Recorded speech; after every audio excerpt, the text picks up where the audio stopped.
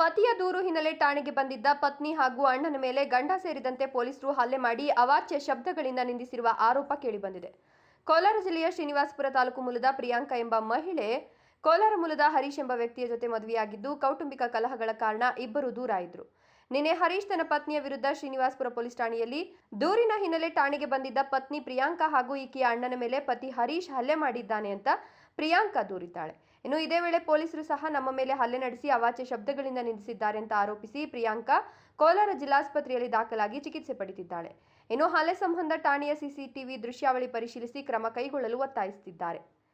ನಾವು ಅದೇ ಪ್ರಕಾರವಾಗಿ ನಾನು ನಮ್ಮ ಅಣ್ಣ ನಮ್ಮ ಅತ್ತಿಗೆ ನಮ್ಮ ಅಕ್ಕ ಹೋದಾಗ ಅಲ್ಲಿ ನಮ್ಮ ಗಂಡನೂ ಬಂದಾಗ ಅಲ್ಲಿದ್ದ ಪೊಲೀಸವರು ನಮ್ಮ ಗಂಡನ ಕರ್ಕೊಂಡೋಗಿ ರೂಮಲ್ಲಿ ಲಂಚ ಇಸ್ಕೊಂಡ್ರು.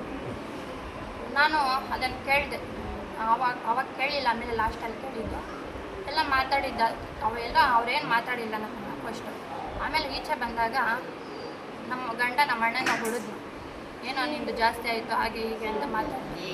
ಅವಾಗ ನಮ್ಮ ಗಂಡನ ನಮ್ಮ ಅಣ್ಣನ ಕತ್ತಿ ಚೆನ್ನಾಗಿ ಇದು ಮಾಡಿಬಿಟ್ಟು ಹತ್ರ ಬಿಹೇವ್ ಮಾಡ್ದ.